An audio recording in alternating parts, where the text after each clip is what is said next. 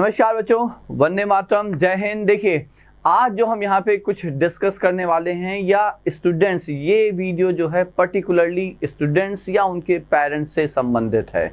जो बच्चे IIT JEE की प्रिपरेशन कर रहे हैं, जो बच्चे कमिंग जो 2024 का जनवरी का सेशन है जेईई मेंस का, उसको में अपियर होने वाले हैं, या 2024 में जेईई मेंस या other competitive examination related to engineering या एंट्रेंस एग्जामिनेशन में अपियर होने वाले हैं, उनके लिए पर्टिकुलरली ये वीडियो है। आज हम कोई जियो पॉलिटिकल टॉपिक नहीं उठाने वाले, कोई पॉलिटिकल या इकोनॉमिकल टॉपिक नहीं उठाने वाले। It's purely for the students. हम लोग शिक्षक हैं तो कर्तव्य बनता है कि जो बच्चे अब प्रिपरेशन के बीच में हैं, आज से यदि आप जोड़ते हैं बच्चों, सितंबर ऑलमोस्ट एंड हो रहा है, you are left with October, November, December and से मिड ऑफ जनवरी। इसमें भी देखिए, याद रखिएगा, जो बच्चे को थोड़ा सा अभी भी लग रहा है बहुत टाइम है, दे शुड नो टाइम है, ऑफ कोर्स टाइम है। If you plan it well, आप स्ट्रेटजी अच्छे से तैयार करें, आप पूरी मेहनत करें, टाइम को यूटिलाइज करें, we have sufficient time. Still you need to know कि आप ऑब्वियसली आपको 12th का एग्जाम देना होगा अनटिल अनलेस आपने ड्रॉप किया हुआ है। तो जो बच्चे ड्रॉप किए हुए हैं तो उनके पास तो पूरा जनवरी 15 जनवरी 20 तक का टाइम है। अदरवाइज जो बच्चे 12th में है, of course they will have to take mid term is already done, but they will have to take pre board examination. ठीक है, जनवरी तक आते आते बोर्ड का भी प्रेशर आएगा।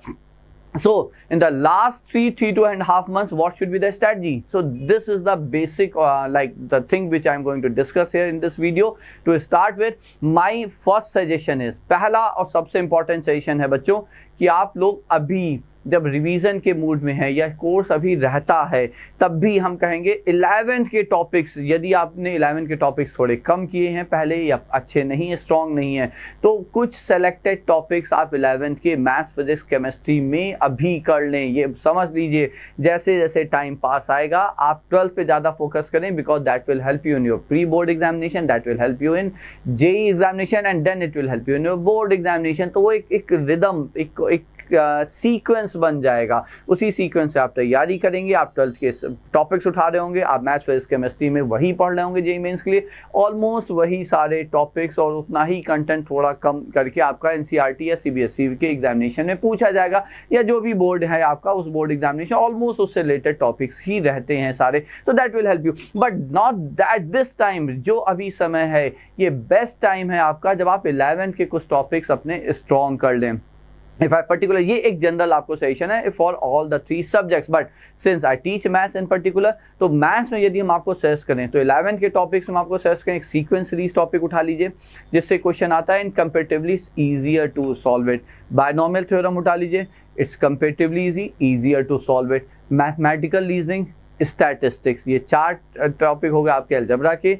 और फिर आप आए यदि इधर कोऑर्डिनेट ज्योमेट्री में, तो स्ट्रेट लाइन, सर्किल कर सकते हैं, तो पैराबोला। मतलब मैथ्स में my suggestion is simple, at least 6 to 7 topics आपको कवर करने हैं in the coming 1 month. October mid तक, नवंबर मिड तक आते आते आप इसी प्रकार से फिजिक्स और केमिस्ट्री में भी 6 7 टॉपिक सेलेक्ट कर लें। यदि स्ट्रॉन्ग टॉपिक्स रहे हैं तो आप एक बार पहले अपने स्ट्रॉन्ग टॉपिक्स को रिवाइज करें और फिर कुछ नए टॉपिक्स उठाएं। और यदि आपके इनमें से सारे टॉपिक्स बहुत स्ट्रॉन्ग हैं तो आप इन्हें quickly you revise them and then you cover rest of the topic. Like coordinate geometry में फिर आप एलिप्स, हाइपरबोला, पूरी कोऑर्डिनेट ज्योमेट्री कवर करिए।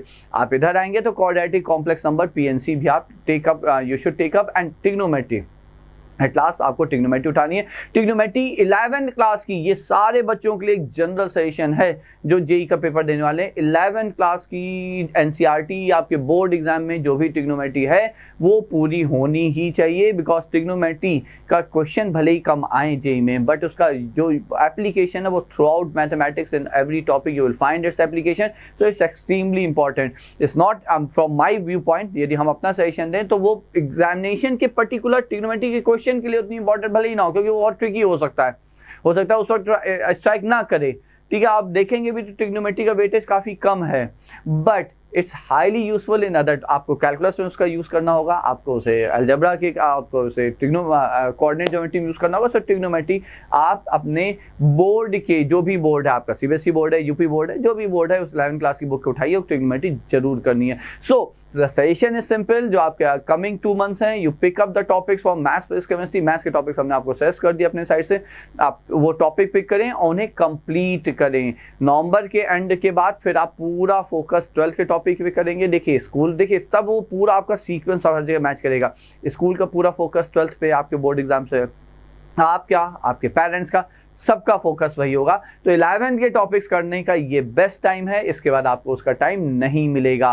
सो that's the session and you stay tuned to us with Sandhan here. हम लोग आपको time to time examination में जैसे जैसे टाइम पास आएगा, how to manage the time, time कैसे मैनेज करना है, स्ट्रेटजी क्या होनी चाहिए, जब पेपर पास आएगा तो पेपर को अटेम्प्ट कैसे करना चाहिए, ये सब सजेशन हम आपको देते रहेंगे। तो चलिए तब तक के लिए नमस्कार, वंदे मातरम।